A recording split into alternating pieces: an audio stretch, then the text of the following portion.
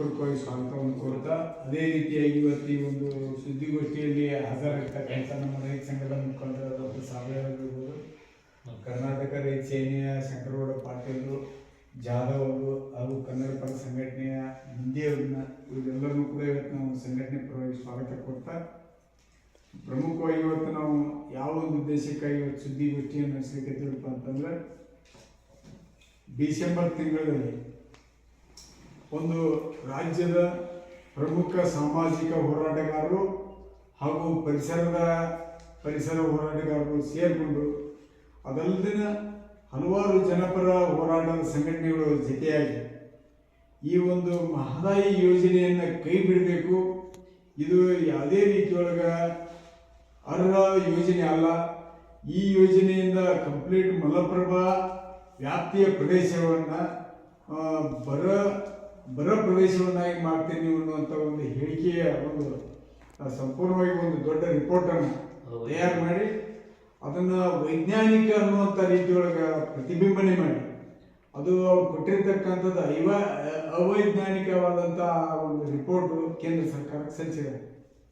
ಈ ಒಂದು ಹೋರಾಟಗಾರ ಸಲ್ಲಿಸಿರ್ತಕ್ಕಂಥ ರಿಪೋರ್ಟಿನ ಮೇಲೆ ಏನು ಕೇಂದ್ರದ ಅರಣ್ಯ ಹಾಗೂ ಪರಿಸರ ಇಲಾಖೆ, ವನ್ಯಜೀವಿ ಇಲಾಖೆಯವರು ಮೊನ್ನೆ ಕರೆದಿರ್ತಕ್ಕಂಥ ತಮ್ಮ ಒಂದು ಸಭೆಯೊಳಗೆ ಈ ರಿಪೋರ್ಟನ್ನು ಪರಿಶೀಲನೆ ಮಾಡಿ ಒಂದು REC ಅನ್ನುವಂಥ ಒಂದು ಉಪ ಸಮಿತಿ ಇದೆ, REC ಅಂತೇಳಿ, ರೀಜನಲ್ ಎಂಪವರ್ಮೆಂಟ್ ಕಮಿಟಿ ಅಂತೇಳಿ. REC ಅಂದ್ರೆ ರೀಜನಲ್ ಎಂಪವರ್ಮೆಂಟ್ ಕಮಿಟಿ ಅಂದ್ರೆ ಪ್ರಾದೇಶಿಕ ಉನ್ನತಾಧಿಕಾರಿ ಸಮಿತಿ ಅಂತೇಳಿ. ಅದರೊಳಗೆ ಅರಣ್ಯ ಹಾಗೂ ವನ್ಯಜೀವಿ ಇಲಾಖೆ ಒಳಗೆ ಬರ್ತಕ್ಕಂಥ ಉಪ ಸಮಿತಿ ಒಳಗೆ ಇದೊಂದು ಸಮಿತಿ ಇದೆ. ಈ ಸಮಿತಿ ವಿಶೇಷವಾಗಿ ಕರ್ನಾಟಕ, ಗೋವಾ, ಮಹಾರಾಷ್ಟ್ರದ 3 ರಾಜ್ಯಗಳ ಪ್ರತಿನಿಧಿಗಳ ಒಂದು ಸಮಿತಿ ಇರುವಂಥದ್ದು. ಇವರು ಈ ವೈಲ್ಡ್ ಲೈಫ್ಗೆ ಸಂಬಂಧಪಟ್ಟಂತ ಒಂದು ವರದಿಯನ್ನು ಸರ್ಕಾರಕ್ಕೆ ಸಲ್ಲಿಸಬೇಕಾಗಿರ್ತಕ್ಕಂಥದ್ದು ಇದೆ. ಈ ಸಮಿತಿಯಲ್ಲಿ ಅಧಿಕಾರಿಯೇತರ ಸದಸ್ಯರು ಕರ್ನಾಟಕದವರು 2 ಜನ ಇದ್ದಾರೆ ಆ ಸಮಿತಿಗಳು. ಅದಾದ ಅಧಿಕಾರ ಹೊಂದಿರತಕ್ಕಂಥ ಅಧಿಕಾರಿಗಳ ಜೊತೆಯಾಗಿ ಸಂಪೂರ್ಣವಾಗಿ ಮೊನ್ನೆ ಕಳಸಾ ಬಂಡೂರಿ ಯೋಜನೆಗೆ ಸಂಬಂಧಪಟ್ಟಂತೆ ಬಂಡೂರಿ ಯೋಜನೆ ಪ್ರಾರಂಭಗೊಳಿಸೋದಕ್ಕಾಗಿ ಸರ್ಕಾರ ಸೂಕ್ತ ಮಾಹಿತಿಗಳನ್ನು ಒದಗಿಸಿಲ್ಲ ಅನ್ನುವಂಥದ್ದಕ್ಕೆ ಪ್ರಸ್ತಾವನೆಗಳನ್ನು ನೀಡಿಲ್ಲ ಅನ್ನುವಂಥ ಒಂದು ಕಾರಣಗಳನ್ನು ನೀಡಿ ಅವರು ಹೇಳಿರ್ತಕ್ಕಂಥ ಬೆಂಕಿ ಸರಿ ಇಲ್ಲ ಅಂತ ತಿಳ್ಕೊಂಡು ಈ ಯೋಜನೆಗೆ ಅವರು ಯಾವುದೇ ರೀತಿಯ ಅನುಮತಿಯನ್ನು ನೀಡಲಿಲ್ಲ, ತಿರಸ್ಕಾರ ಮಾಡಿ. ಆ ತಿರಸ್ಕಾರ ಮಾಡಲಿಕ್ಕೆ ಇವತ್ತು ಇಲ್ಲಿ ಈ ಭಾಗದಲ್ಲಿರ್ತಕ್ಕಂಥ ಹೋರಾಟಗಾರರು ಸಲ್ಲಿಸಿರ್ತಕ್ಕಂಥ ಸುಳ್ಳು ವರದಿ ಒಂದು ಕಾರಣ. ಇನ್ನೊಂದು ಕಡೆ ಸರ್ಕಾರವು ಸರಿಯಾದ ಸಮಯಕ್ಕೆ ತಾನು ಇದರ ಅವಶ್ಯಕತೆಯನ್ನ ಆ ಸಮಿತಿ ಮುಂದೆ ಸಲ್ಲಿಸಲಿಕ್ಕೆ ವಿಫಲರಾಗಿದ್ದರಿಂದ ಇವತ್ತು ಸರಿಯಾದ ಸಮಯಕ್ಕೆ ಅವರು ಅನುಮತಿಯನ್ನು ಕೊಡಕ್ಕೆ ಸಾಧ್ಯ ಇಲ್ಲ ಅಂತ ನಾವು ಹೇಳ್ಬೇಕಾಗಿದೆ.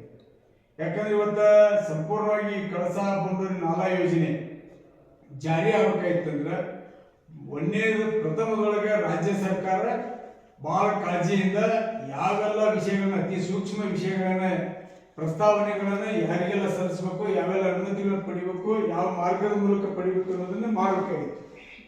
ಇವತ್ತು ಅವರು ಆ ಪ್ರಸ್ತಾವನೆಗಳನ್ನ ಸರಿಯಾದ ರೀತಿಯಲ್ಲಿ ಸಲ್ಲಿಸೋದ್ರೊಳಗೆ ಒಂದು ಕಡೆ ರಾಜ್ಯ ಸರ್ಕಾರದ ವಿಫಲತೆ ಕಾಣ್ತೈತಿ, ಇನ್ನೊಂದು ಕಡೆ ಕೇಂದ್ರದ ಆ ಇಲಾಖೆಗೆ ಸಂಬಂಧಪಟ್ಟಂತವ್ರು ಇರ್ಬೋದು, ನಮ್ಮ ಭಾಗದ ಜನಪ್ರತಿನಿಧಿಗಳು, ಸಂಸದರು, ಸಚಿವರು ಈ ಭಾಗಕ್ಕೆ ಕಳಸಾ ಬಂಡೂರಿ ನಾಲಾ ಯೋಜನೆಯನ್ನು ಜಾರಿಗೊಳಿಸೋದಕ್ಕಾಗಿ ಯಾವುದೇ ರೀತಿ ಪ್ರಾಮಾಣಿಕ ಪ್ರಯತ್ನ ಮಾಡದೇ ಇರುವಂಥದ್ದು ಕೂಡ ಇದಕ್ಕೆ ಕಾರಣ. ಯಾಕಂದ್ರೆ ಇವತ್ತಿನ ರಾಜಕಾರಣಕ್ಕಾಗಿನ ಬಹಳ ದೀರ್ಘಾವಧಿಗಳು ಬಳಸ್ಕೊಂಡು ಬರ್ತಕ್ಕಂಥದ್ದು ನೋಡಿದ್ರೆ ನಾವೆಲ್ಲ ನೋಡಿರ್ಬೋದು.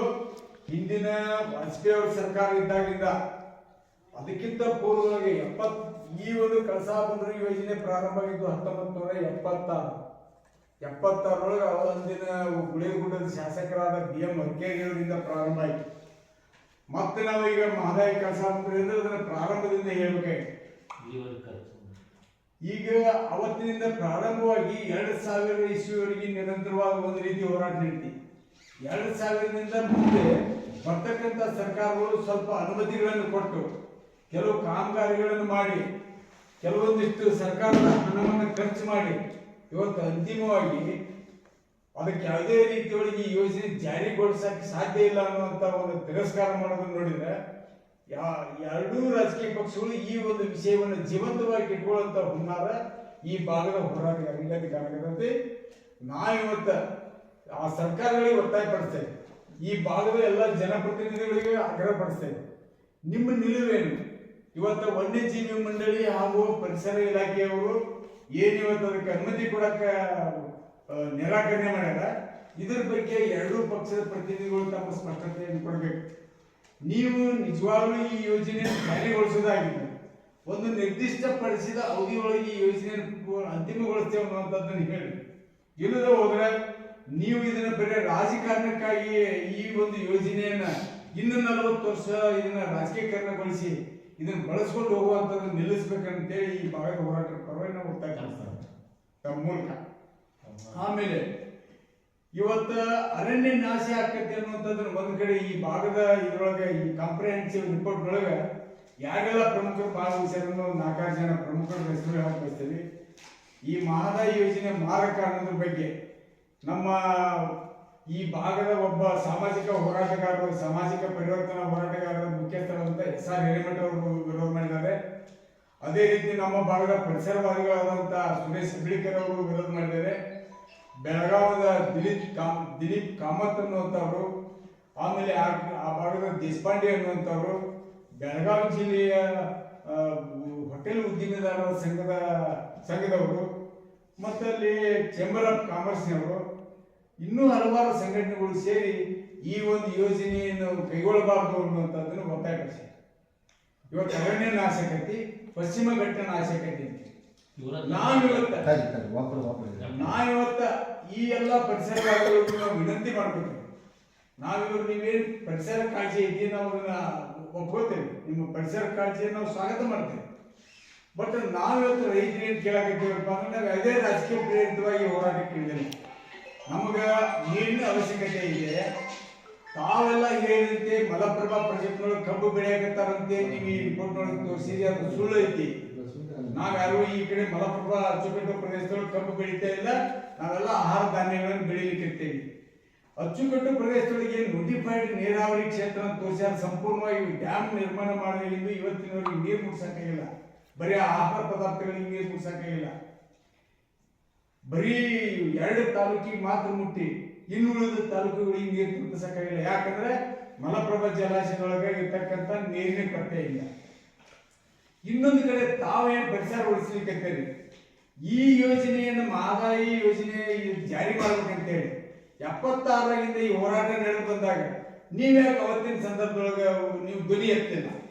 ಇದು ಯೋಜನೆಯನ್ನ ಅಲ್ಲೇ ಶಂಕುಸ್ಥಾಪನೆ ಮಾಡಿದ್ರಿ 2006 ಕಳಸಾ ನಾಲಕ. ಅದಕ್ಕೆ 250 ಕೋಟಿ ರೂಪಾಯಿ ಖರ್ಚು ಮಾಡಿದ್ವಿ ಸರ್ಕಾರ. ಅದು ಸರ್ಕಾರ ಅಂದ್ರೆ ಜನರ ತೆರಿಗೆ ಹಣ. ಅಷ್ಟು ಹಣ ಖರ್ಚಾಗಿ ನೀವೆಲ್ಲ ಯಾಕೆ ಬಾಯಿ ಸುಳಿಸ್ಕೊಂಡಿದ್ರಿ? ಇವತ್ತು ಇದಕ್ಕೆ ನ್ಯಾಯಾಲಯದೊಳಗೆ ಸಂಘರ್ಷ ಮಾಡೋದಕ್ಕಾಗಿ 100 ಕೋಟಿ ರೂಪಾಯಿ ಸರ್ಕಾರಗಳು ಖರ್ಚು ಮಾಡ್ಯಾವ, ಸಾರ್ವಜನಿಕರ ತೆರಿಗೆ ಹಣವನ್ನು ಖರ್ಚು ಮಾಡ್ಯಾವ. ಇಷ್ಟೆಲ್ಲ ಹಣ ಖರ್ಚಾದ್ರೆ ನೀವು ಯಾಕೆ ಬಾಯಿ ಸುಳಿಸ್ಕೊಂಡಿದ್ರಿ? ಇನ್ನೊಂದು ಕಡೆ ಪರಿಸರದೊಳಗೆ ಅಲ್ಲಿ ಏನು ಭೀಮಗಢ ಅರಣ್ಯ ಪ್ರದೇಶ ಇರ್ಬೋದು, ಕಳಸನಾಲಯ ಇರ್ತದೆ, ಅಲ್ಲೆಲ್ಲ ರೆಸಾರ್ಟ್ಗಳು ಅದಾವ. ಆ ರೆಸಾರ್ಟ್ಗಳು ನಿರ್ಮಾಣ ಮಾಡಕ್ ನೀವು ಯಾಕೆ ಅನುಮತಿ ಕೊಟ್ಟಿರಿ? ಅದಲ್ಲದ ಅಲ್ಲಿ ದೊಡ್ಡ ಅರಣ್ಯದೊಳಗೆ ಬೇಕಾದ ಅವ್ಯವಹಾರಗಳು ನಡೀತಾವ, ಅಕ್ರಮ ಗಣಿಗಾರಿಕೆಗಳು ನಡೀತಾವು, ಅಕ್ರಮ ಮರ ಕಡಿಯುವಂತ ಕೆಲಸಗಳು ನಡೀತಾವು, ಅಲ್ಲಿ ಮರಳುಗಾರಿಕೆ ನಡೀತಾವು, ಅಲ್ಲಿ ರೆಸಾರ್ಟ್ಗಳನ್ನು ಅನಧಿಕೃತವಾಗಿ ರಚನೆ ಮಾಡ್ತಾರ, ಅಲ್ಲಿ ಅನಧಿಕೃತವಾಗಿ ಅರಣ್ಯವನ್ನು ಸಾವಳಿ ಮಾಡ್ಕೊಳಕತ್ತೀರಿ. ಇಷ್ಟೆಲ್ಲ ನೀವು ಮಾಡಿಕೊಂಡು ಕಣ್ಣು ಮುಚ್ಕೊಂಡು ಸುಮ್ಮನೆ ಅದರ ಬಗ್ಗೆ ನೀವು ಧ್ವನಿ ಇತ್ತಿಲ್ಲ. ಇನ್ನೊಂದು ಯೋಜನೆ ಅಂದ್ರೆ ಇದು ಎಲ್ಲದಕ್ಕಿಂತ ದೊಡ್ಡ ಪ್ರಮಾಣದ ಯೋಜನೆ, ತಮ್ಮನಾರ್ ವಿದ್ಯುತ್ ಯೋಜನೆ, ರಾಷ್ಟ್ರೀಯ ತಮ್ಮನಾರ್ ವಿದ್ಯುತ್ ಯೋಜನೆ. ಧಾರವಾಡದಿಂದ ಗೋವಾಕ್ಕೆ ಹೋಗುವಂತ ಲೈನಿಗೆ ಅಲ್ಲಿ 435 ಹೆಕ್ಟೇರ್ ಅರಣ್ಯ ಪ್ರದೇಶ ಹಾನಿಯಾಗುವಂತ ಪ್ರದೇಶಕ್ಕೆ ನೀವು ಎಲ್ಲಿ ಒಂದು ಧ್ವನಿಯನ್ನು ಎತ್ತಿಲ್ಲ, ವಿರೋಧ ಮಾಡಿಲ್ಲ. ಯಾಕೆ ಎತ್ತಿಲ್ಲ? ಅದ್ರ ಬಗ್ಗೆ ಯಾಕೆ ನೀವು ಇಂಥ ಒಂದು ದೊಡ್ಡ ಪ್ರಮಾಣದ ವರದಿಯನ್ನು ಬಹಿರಂಗಪಡಿಸಲಿಲ್ಲ? ಅದ್ರ ಬಗ್ಗೆ ನೀವು ಯಾಕೆ ಅಲ್ಲೆಲ್ಲೇ ಅದ್ರ ಬಗ್ಗೆ ಜನರಿಗೆ ಜಾಗೃತಿ ಮೂಡಿಸಲಿಲ್ಲ? ಸರ್ಕಾರಕ್ಕೆ ಯಾಕೆ ನೀವು ಅದನ್ನು ಒತ್ತಾಯ ಮಾಡಿ ನಿಲ್ಲಿಸಲಿಲ್ಲ?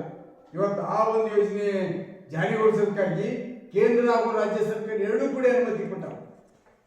ರಾಜ್ಯ ಸರ್ಕಾರ ಅನುಮತಿ ಕೊಡೋದಿಲ್ಲಂದು ಇವತ್ತು ಅವರು ಕೂಡ ತಾತ್ವಿಕ ಒಪ್ಪಿಗೆಯನ್ನು ಕೊಟ್ಟಾರೆ ತಮ್ಮನಾರ್ ವಿದ್ಯುತ್ ಯೋಜನೆ. ಅದನ್ನು ಕೂಡ ಇವತ್ತು ಬಹಳ ಉಗ್ರವಾಗಿ ರೈತರು, ಮಹದಾಯಿ ಹೋರಾಟಗಾರರು ವಿರೋಧ ಮಾಡ್ತಾರೆ. ಅಂದ್ರೆ ಈ ಒಂದು ಉದ್ದೇಶದಿಂದ ಇವತ್ತು ರಾಜ್ಯ ಸರ್ಕಾರನೂ ಕೂಡ, ರಾಜ್ಯ ಸರ್ಕಾರದ ಮುಖ್ಯಮಂತ್ರಿಗಳು ನೀವೇನು ಹೇಳಿದ್ರಿ, ಯಾವುದೇ ರೀತಿ ಮಹದಾಯಿ ಯೋಜನೆ